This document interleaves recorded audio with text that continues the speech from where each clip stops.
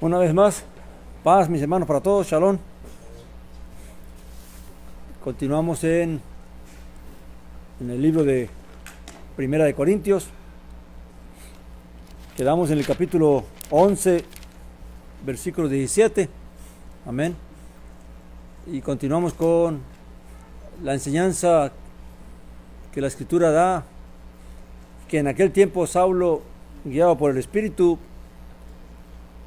dio para corregir, para instruir a la congregación de Corintios, ya que estaban ocurriendo algunas cosas que, aunque había sido y era una congregación muy bendecida, por cuanto no tenían falta de ningún don, tenían todos los dones del Espíritu, y realmente había una manifestación poderosa del Espíritu de Dios allí en medio de ellos. Aún así,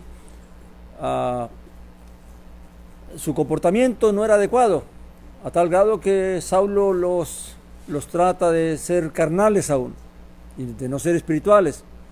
Y claramente en la medida que vamos estudiando todos los problemas que habían y que Saulo trata de corregir, pues nos damos de cuenta de que realmente era así, de que realmente,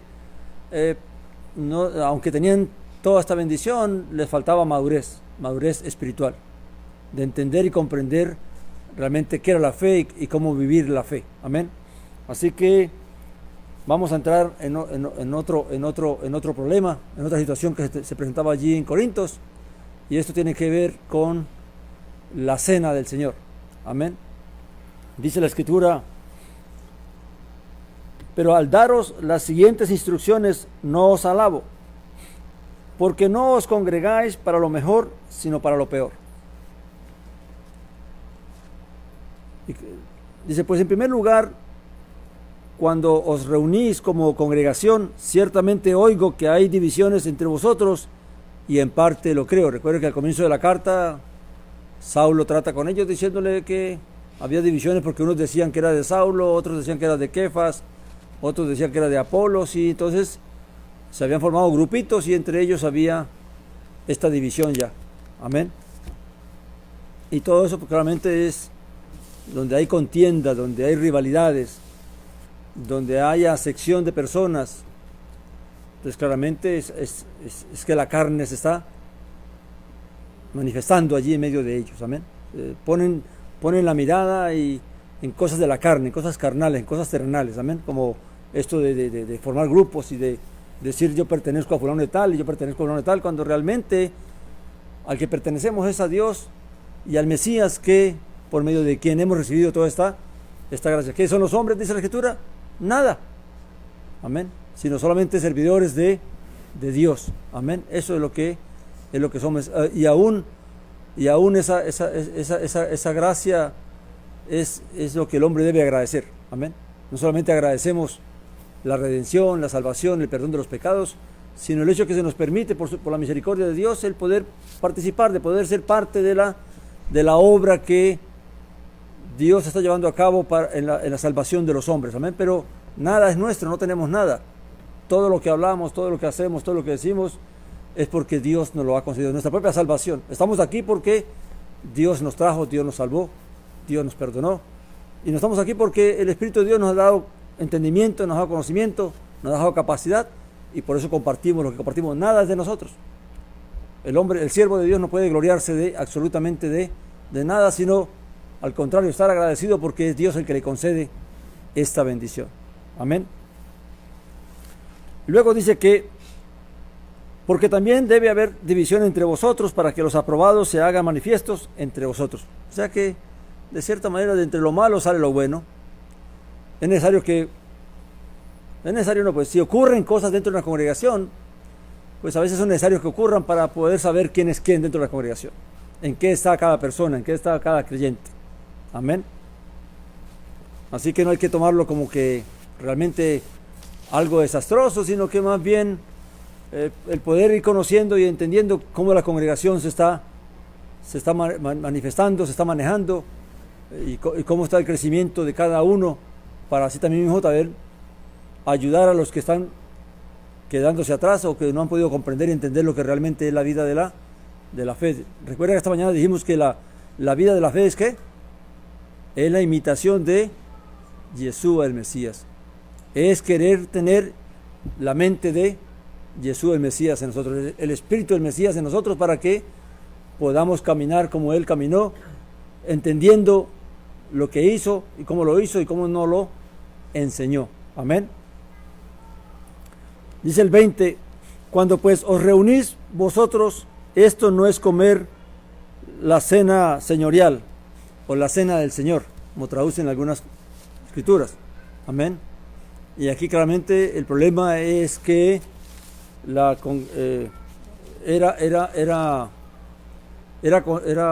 constante dentro de la congregación, las congregaciones, que cada primer día de la semana, una vez que terminaba el Shabbat, entonces se congregaban para compartir el pan, o los congregantes llevaban su alimento para después del Shabbat, caído el Shabbat, entonces ya entrado el primer día de la semana, comían los alimentos que habían llevado. Pero eso no tenía nada de malo. Amén. ¿Qué era lo malo? Es lo que va a decir aquí la Escritura. Dice, porque al comer cada uno se adelanta a tomar su propia cena, y uno tiene hambre y otro está embriagado. Pues ¿qué? ¿No tenéis casas para que comáis y bebáis? ¿O menospreciáis la congregación de Elohim, de Dios, y avergonzáis a los que no tienen? ¿Qué os digo? Os alabo, en esto no os alabo. Amén. Ahora, aquí hay algunas cosas que tenemos que tener en cuenta,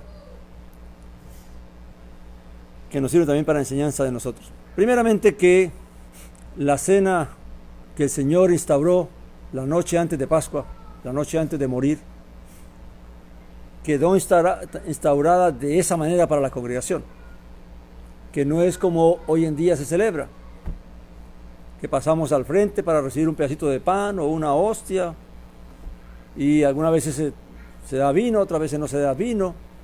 Amén. La cena en el principio, en el comienzo, no fue así. La cena consistió de la misma manera en que la celebró el Señor, con alimentos, con una cena preparada, donde todos se reunían para partir el pan. Y eso lo vemos en el libro de Hechos. En el libro de Hechos se nos muestra de que los hermanos se reunían en las casas para partir el ¿qué? Para partir el pan. Amén. Ahora, primeramente, eso. Amén. Por eso es que hemos decidido volver a ese principio, ¿verdad?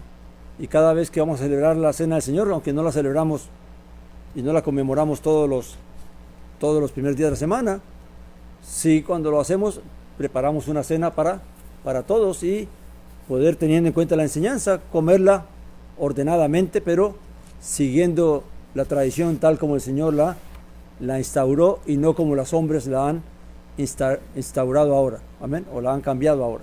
Ahora, ¿por qué? Porque claramente todo tiene que ver con que los tiempos cambian, las costumbres cambian, pero en realidad, aunque los tiempos cambien, las costumbres cambien, la enseñanza, el mandamiento del Señor no puede cambiar. Amén. Ahora, los hombres justifican todos estos cambios para poder cambiar las cosas y no seguir tal como el Señor las instauró. Amén. Luego dice que otro punto es de que cuando reunís para comer la cena señorial, ¿cuándo era que los creyentes se reunían para comer la cena señorial? Algunos traducen la cena dominical o la cena del Señor. Amén. Depende de cómo cada quien lo quiere interpretar. Pero entendemos de que en el capítulo 17 del libro de Hechos se nos narra que el primer día de la semana, reuniéndose los hermanos, y Saulo teniendo que partir al día siguiente para moverse a otro pueblo, a otra ciudad, dice que alargó el discurso hasta la medianoche, ¿verdad? Entonces, tomando en base esa enseñanza allí, eso que está relatado allí, vemos que claramente los hermanos no se congregaban, no participaban de la cena, sino después del Shabbat. ¿Cuándo comienza el primer día de la semana? ¿Cuándo comienza lo que hoy se considera el domingo? Recuerde que bíblicamente, y esto lo repito para aquellos que puede ser que estén escuchando por primera vez, amén, y no comprendan cómo es que el día, porque según el calendario grecorromano, el día se parte a medianoche, a las 12 de la noche, ¿verdad? Y a partir de las 12 de la noche ya comienza otro día. Pero bíblicamente y antiguamente, y el día quedó establecido de que comenzaba al caer el sol. Una vez que cae el sol, este Shabbat, este sábado, ya cuando caiga el sol, ya empieza el domingo, empieza el primer día de la semana. Claramente, cuando la Escritura habla del primer día de la semana, muchos lo traducen como el domingo, y es correcto porque sí se entiende así, pero el problema es de que muchos no tienen en cuenta de que la congregación no era en el día del domingo, sino que cuando comenzaba el domingo, que era el sábado por la noche. Amén. Ahora, claramente muchos tomaron eso y entonces tomaron el domingo como el día del Señor y cambiaron así la tradición. Pero la Biblia es clara para el que quiere obedecer. Recuerde que esto lo enseñamos es para el que quiere obedecer, para el que quiere conocer, para el que quiere entender y comprender. Así que estas personas se reunían, era el sábado por la noche, el Shabbat. Una vez que terminaba el Shabbat, ellos claramente compartían sus alimentos. Recuerde que el mismo maestro, en una ocasión que terminó el Shabbat, al caer el sol el Shabbat, bajó a la casa de Kefas, de Pedro, y la suegra de él estaba enferma, y dice que la sanó, y inmediatamente ella se levantó y le sirvió. Amén. Que comían era al caer ya el Shabbat. Amén. Ahora, el problema es de que estaban comiendo en desorden, no tenían un respeto por esa celebración, sino que se volvió tan, y ese es el problema de las cosas cuando se vuelven rutinarias, cuando se hablan constantemente, entonces pierden ese sentido de santidad, ese sentido de pureza, ese sentido de consagración. Amén. Entonces, lo que hacía era que cada quien llevaba su propia comida. No ocurrió como la cena del Señor, que el Señor mandó ordenar la comida y todos comieron de la comida, sino que allí cada quien llevaba su propia cena, su propio vino, pero entonces no se esperaban unos a otros, sino que el que quería comer, le daba hambre, comía a la hora que quería y bebía lo que quería, a tal punto que se embriagaban. Amén. Y eso es lo que entonces Saulo está corrigiendo. Dice, no, así no es. Eso no es comer la cena del Señor. Eso es un derroche, eso es un desorden. Amén. Y entonces él va a explicar qué fue lo que el Señor le enseñó, qué fue lo que él aprendió en cuanto a la cena del Señor. Amén. Pero es bueno que entendamos esto, porque todo esto ya se perdió. Hoy en día son muy escasas las congregaciones que siguen algunas congregaciones solamente lo siguen en el tiempo de la Pascua. Amén. El día de la Pascua, el día de Pesa, pero el resto casi ya no se hace. Pero el mandamiento que es, cada vez que lo hagáis, hacedlo ¿qué? En memoria de mí. O sea que hay que hacerlo es recordando lo que Él hizo y por qué lo hizo, e imitándole tal como Él lo hizo. Recuerde que nuestra fe es imitarle a Él, seguir la enseñanza que Él nos dio. Amén. Dice el 23, porque yo recibí del Señor lo que también os transmití, que el Señor Yeshua, a la noche que era entregado, tomó pan, y habiendo dado gracias, lo partió y dijo, esto es mi cuerpo, que es por vosotros, haced esto en memoria de mí. Claramente que cuando se parte el pan, hay que partirlo en el sentido de que Dios nos concedió el maná verdadero, ¿verdad? Recuerda que Yeshua les enseñó a los judíos eso, ¿verdad? Dicen, no os dio el Padre el maná en el desierto, sino que el verdadero maná el verdadero pan era Él. Amén. Porque es gracias a su existencia, a su cuerpo, al haberse hecho hombre, que entonces, por su vida y por su sacrificio, entonces todos tomamos parte de ese sacrificio. Amén. Tomando en cuenta el cuerpo de Él, su humanidad. Amén. Entonces, claramente, cuando se parte el pan, lo que estamos diciendo es que todos estamos participando de la vida del Mesías, de la existencia del Mesías. Amén. que es uno solo, porque hay un solo Mesías, hay un solo Señor, como hay un solo Elohim, un solo Dios. Amén. Luego dice que, y habiendo dado gracia, lo partió. Dice el 25, asimismo tomó también la copa después de haber cenado, diciendo, esta copa es el nuevo pacto en mi sangre. Haced esto todas las veces que la bebáis en memoria de mí. Amén. Ahora, es igual. Ahora, aquí lo importante es de que la cena marcó un principio de algo. Esa cena no fue hecha por gusto ni por casualidad, sino que claramente Pesa representaba el sacrificio que inauguraba el pacto de Dios con Israel, cuando lo sacó de Egipto. Amén. El primer ritual que tuvo Israel antes de ser libre, antes de ser liberado, fue Pesa. Amén. Esa noche ellos comieron, esa noche antes de ser liberados, ellos comieron el cordero pascual, el cordero de Pesa. Amén. Ahora, claramente, ese Pesa estaba establecido en el pacto de la Torá de Moisés. Por lo tanto, el Mesías estableció una nueva ¿qué? Un nuevo ritual, un nuevo mandamiento. Y esta cena, entonces, lo que marca es el comienzo de un nuevo pacto. Y ese pacto está basado, primeramente, no en el cuerpo de un cordero que comió todo Israel, amén, y que fueron muchos corderos que sacrificaron para comer, sino de un solo cordero. Como dijo Juan el Bautista, he aquí el cordero de Dios que quita el pecado del mundo. Ahora todos comemos del mismo cuerpo, amén, del mismo sacrificio. Y dice la Escritura que no hay pacto sin derramamiento de sangre. Mientras el testador está vivo, el pacto no está eficiente. Por lo tanto, se requiere la muerte del testador para que el pacto quede firme.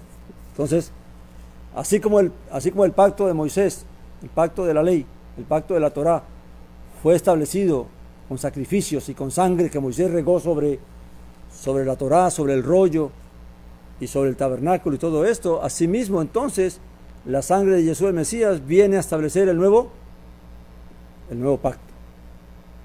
Ahora, el nuevo pacto trae cambios. Amén.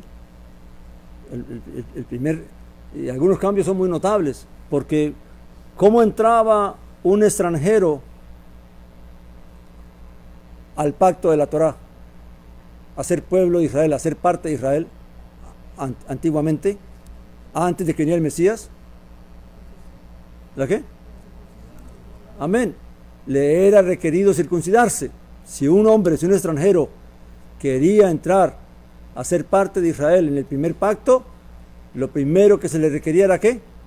La circuncisión, para poder comer la cena. Es un mandamiento que está en la Torá, donde dice, si quiere comer la cena con vosotros, la Pascua, debe ser circuncidado. Eso en el nuevo pacto no es requerido. Recuerde que eso es requisito del primer pacto. En el nuevo pacto eso no es requerido. Ahora, claramente las fiestas que también fueron dadas bajo la ley son diferentes si las vemos desde el nuevo pacto. Porque ¿cómo se celebraba Pesa? Habría que sacrificar un cordero y había que comerlo tal como estaba determinado en la Torá. Ahora ya no podemos sacrificar cordero. Ahora comemos la cena del Señor que conmemora el nuevo pacto. Entonces, hay muchas cosas que si las estudiamos con calma, nos vamos a dar de cuenta que aunque están establecidas en el pacto de la ley, no se siguen igual en el nuevo pacto. Entonces sí hay cambios. Amén. Por eso dice en Hebreos, porque habiendo cambiado el sacerdocio, también es necesario que haya cambio de ¿qué? De ley. Entonces hay algunas cosas que de la Torá de Moisés, de la instrucción de Moisés, que han cambiado y que no se pueden celebrar tal como fueron estipuladas en la Torá de Moisés. Amén.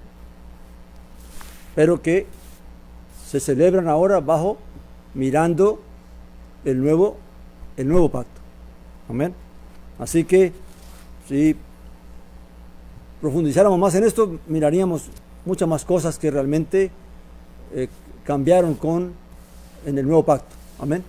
Pero claramente hay mandamientos que son permanentes. Amén. Que no cambian. Porque claramente tiene que ver con lo que Dios estipuló para el bienestar de toda la congregación y para la santificación de la congregación. Amén.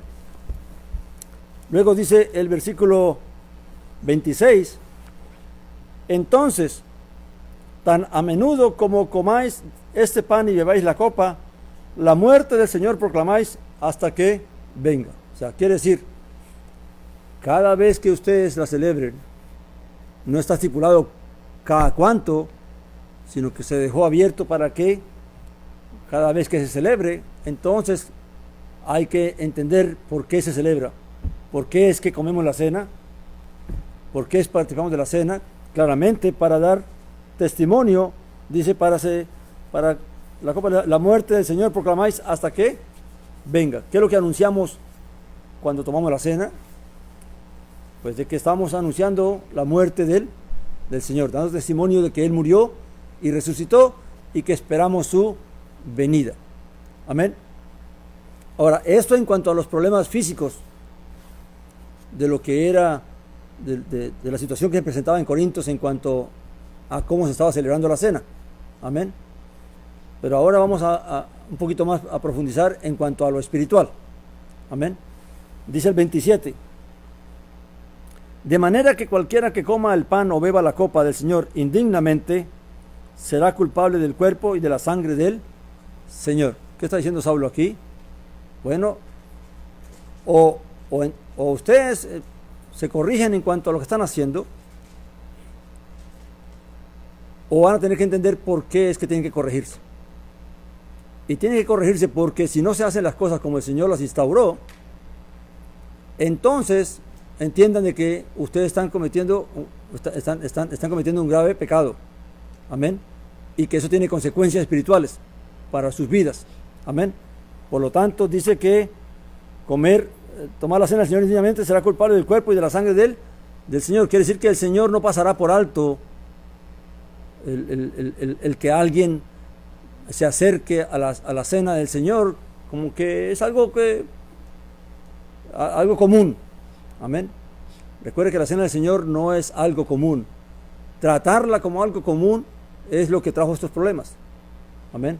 Es algo que hay que reverenciar, es algo que hay que guardar con mucho cuidado, porque claramente se trata del ritual principal, del ritual que nos recuerda lo que somos y por qué somos, que es el establecimiento del nuevo pacto, y cómo a través de ese nuevo pacto es que Dios está congregando a su pueblo. Amén. Dice, por tanto, examínese cada uno a sí mismo y coma así del pan y beba de la copa. Amén. O sea, realmente debemos mirar cómo estamos viniendo a tomar la cena del Señor. Ahora, pero esto no quiere decir, como ocurre en algunas ocasiones, que se está dando a entender de que hoy tenemos cena del Señor, así que si usted no se preparó y usted no sabía y usted vino distraído y usted ha vivido una vida desordenada afuera, antes de comer arrepiéntase, haga una oración de arrepentimiento y ya todo está bien. Esa no es la idea. Examinarse es que realmente uno sea consciente de cómo uno está comportándose como creyente y de qué voy a participar. Amén. Pero no es pensando de que es que me porté mal toda esta semana y entonces o todo este mes, y entonces ahora voy a pedir perdón por todo lo malo que me he portado y para que entonces no se me juzgue, pero pensando que cuando se pase la cena y termine el servicio voy a seguir siendo lo mismo. Eso no es lo que está diciendo la Escritura aquí. Cuando habla de examinarse es que uno realmente se examine, sea consciente de sus actos, de cómo está comportando, de cuántas veces la Escritura me ha corregido y yo la he escuchado y no me corrijo y sigo comportándome igual, y ahora vengo y tomo la cena y sigo igual. Amén. La enseñanza es ¿para qué? Para instruirnos, para que nosotros nos corrijamos, ¿verdad? Para corregir, para instruir. también para fortalecer, amén, para destruir injusticia. La intención de estudiar la Escritura es para que cada uno reconozca en qué estamos bien o en qué estamos mal, y en aquello que estamos mal, pues a proponer corregirnos, porque no podemos, ¿qué dice la Escritura? ¿Que quiénes son los hacedores de la Torá? Los que oyen o los que la obedecen. Amén. Que no porque la oímos entonces ya estamos bien. De nada sirve oír si no hacemos. Amén.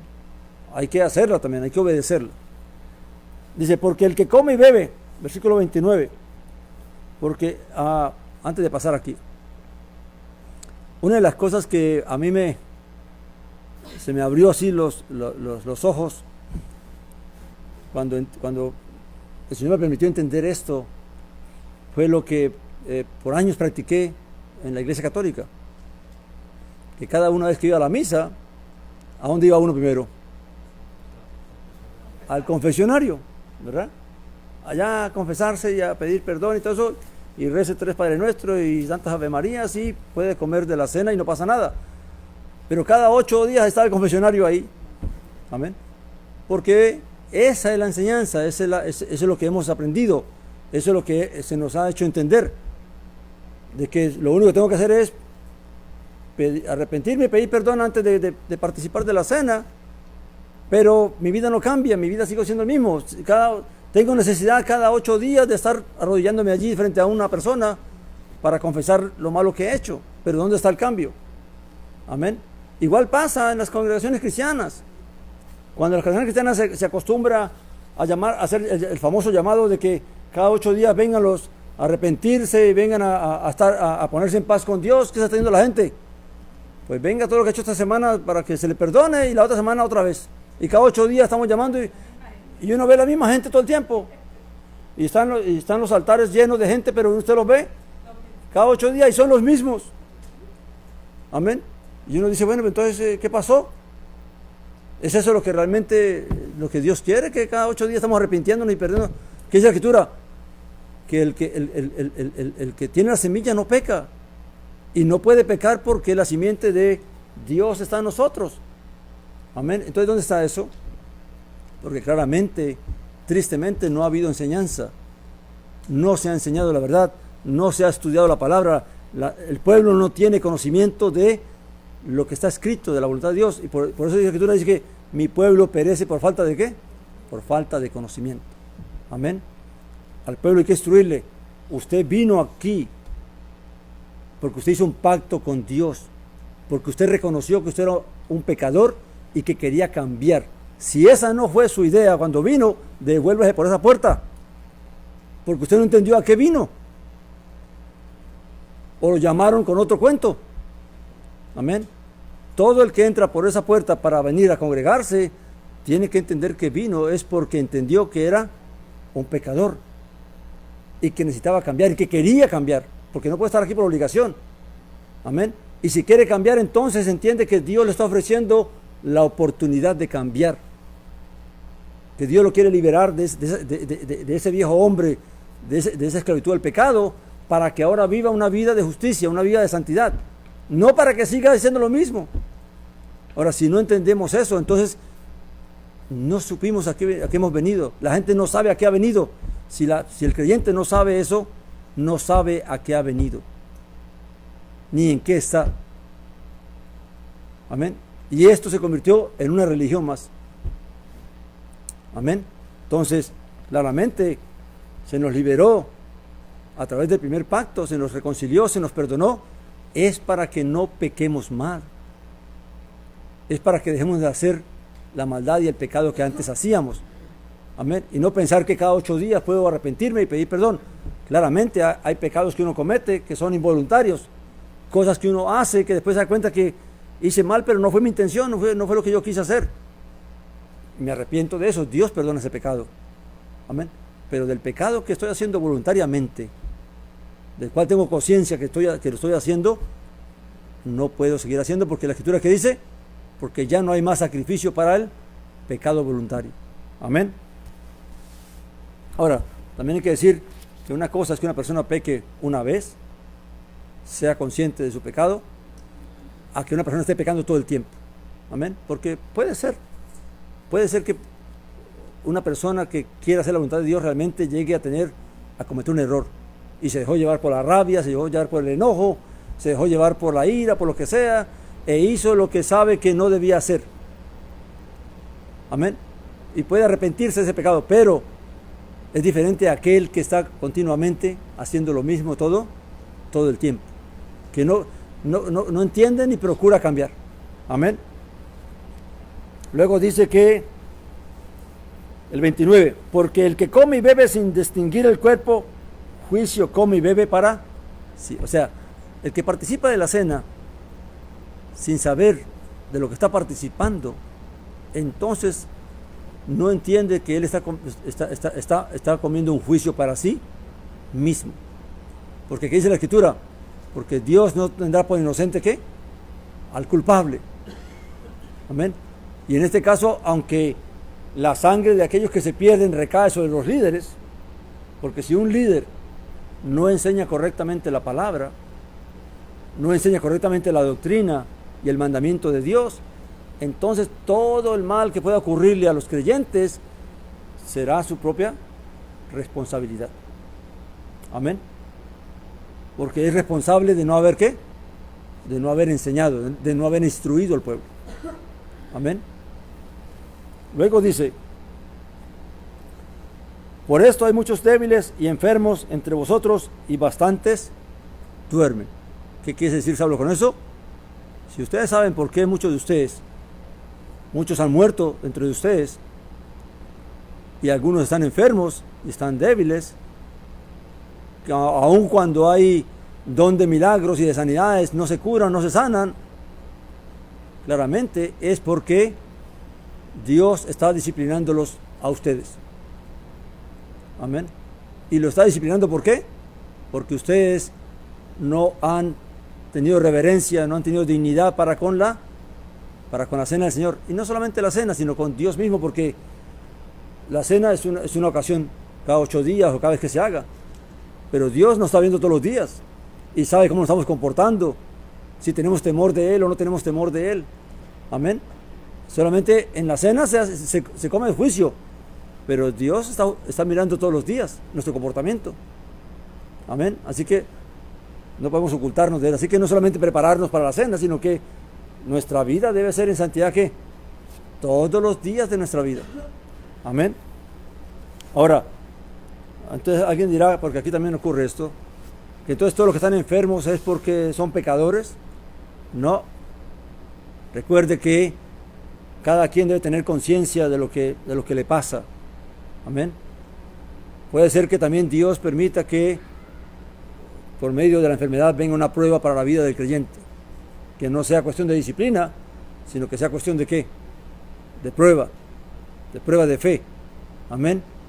Pero claramente cada quien, su conciencia lo va a acusar o lo va a defender de que si lo que le está pasando es porque si nos hemos portado bien, si en nuestra conciencia, en nuestro corazón no tenemos remordimiento, no tenemos la conciencia que nos acusa de que hemos hecho cosas malas y nos viene algo, una enfermedad, un problema, pues claramente tenemos paz de que no es cuestión de que yo he hecho algo malo, que Dios me está disciplinando, sino que Dios está permitiendo que una prueba venga ¿qué?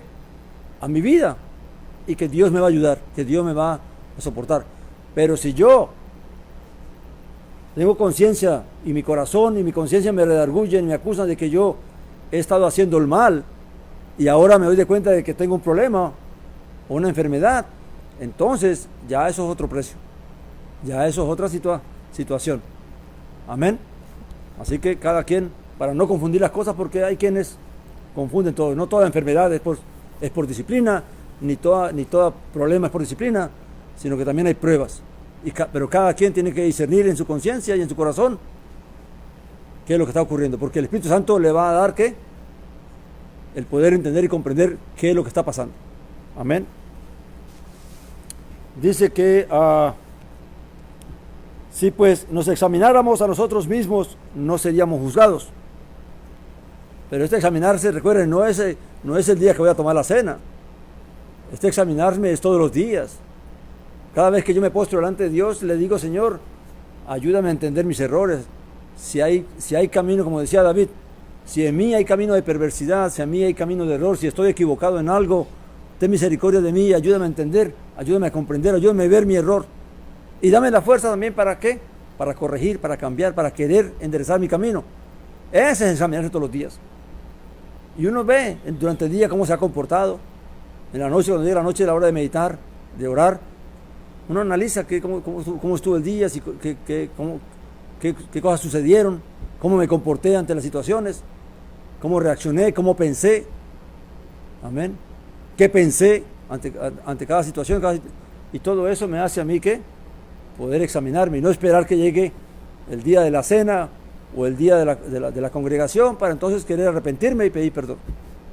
Amén. Por eso dice la Escritura que no nos dejemos llevar por la ira, ¿verdad? No se ponga el sol sobre vuestro enojo. Quiere decir que ¿qué? Antes de que el sol caiga o tan pronto el sol caiga, examina tu día. Mira bien lo que ha sucedido en el día y cómo te comportaste y qué pasó, y si pasó una situación donde te enojaste, donde dijiste cosas que no quisiste decir, donde peleaste con alguien, pues ¿qué hay que hacer? Pedir perdón a Dios, reconocer que me pasó esto, que aún tengo luchas, y pedirle a Dios que me ayude para poder tener dominio propio, poder dominarme, y también tratar de ¿qué? De ir a corregir, de ir a ponerme en paz con mi vecino, con mi hermano, y no permitir que nada se vaya peor. Ahora, también hay que decir que ¿por qué vienen los pensamientos de matar a gente, de los homicidios? Porque mucha gente, por cositas pequeñas, por pleitos, por palabras, por ofensas, se van a dormir y en vez de ponerse a pensar en Dios y a meditar en lo que pasó y a tratar de solucionar el problema, se van a alimentar la carne y a darle motivos y justificación al odio, a la ira, al enojo, a la revancha, a la venganza. Y entonces ¿qué viene? No viene un arrepentimiento, no viene a solucionar el problema, sino que entonces viene ¿a qué? A buscar cómo actuar para hacerle daño a aquel que me ofendió, que me hizo esto. Amén. Y eso pasa en aquel. Esa es la diferencia entre del que busca a Dios y del que no busca a Dios, del que teme a Dios y del que no teme a Dios. El que teme a Dios busca como cada día ser mejor, corregirse, mirar sus errores, pero el que no teme a Dios busca cada día es cómo satisfacer su ego, su odio, su prepotencia. Amén. Luego dice, pero siendo juzgados, versículo 32, pero siendo juzgados somos disciplinados por el Señor para que no seamos condenados con el mundo. Aún la disciplina del Señor no es para mal, si nosotros la aprovechamos. Aún cuando Dios debilita a alguien o enferma a alguien, no es porque el Señor quiera destruirlo, sino que quiere que a través de esa circunstancia la persona recapacite, la persona reaccione y entonces se arrepienta y se corrija. Y puede ser que el Señor no quite lo que ya ha determinado, que la persona pueda morir, pero entonces su espíritu se puede ¿qué? Se puede salvar, aunque tristemente va a pagar su error muy duramente con la muerte corporal, pero en su espíritu va a alcanzar ¿qué? La redención. Amén. Ahora sí, realmente Dios le da tiempo para que ¿qué? Porque se arrepienta, porque recuerde que el arrepentimiento, dice la Escritura, es si Dios lo permite también. Amén. Porque hay arrepentimientos que Dios no lo permite. O sea, la gente sigue en su maldad, en su ira, en su soberbia, en su prepotencia, y no cambian, y no quieren cambiar. Y aun cuando Dios disciplina para ayudarles a corregirse, lo que hace es que se llenan más de resentimiento hacia Dios, y reniegan de Dios, y maldicen a Dios, y murmuran contra Dios, y se van en esa condición. Amén. 33. Así que, hermanos míos, cuando os reunís para comer, esperaos unos a otros. Y esto era la situación de aquella época. ¿Ven? Si alguno tiene hambre, coma en casa, para que no os reunáis para juicio. Lo demás lo dispondré cuando vaya. Amén. Claramente, esto es algo que hemos aprendido, de que cuando vamos a participar de la cena del Señor, primero se sirve la mesa completa, ¿verdad? Y cuando ya todo está servido, entonces vamos, aunque se enfríe un poquito la comida, porque cuando son bastantes, pues hay que esperar que les sirvan a todos. Pero aunque sea un poquito frío, hay que comerlo ordenadamente. Amén. Y recordar que el propósito de la cena es conmemorar ese mandamiento del Señor, conmemorar la instauración del nuevo pacto a través de la cena, partiendo el pan, que significa el cuerpo del Señor que fue entregado, que fue hecho carne para ser entregado en el madero, y también la sangre su vida que se derramó para que este nuevo pacto fuera instaurado. Amén. Y así dando lugar a una nueva oportunidad, una nueva relación con el Señor, con el Padre. Amén. Pues vamos a dejarlo allí. De verdad que pedimos a Dios que sea de bendición, de luz para todos, y que entendamos lo que somos y por qué lo somos, y a qué vinimos y a qué nos llamó el Señor. Amén. Amén. Gracias.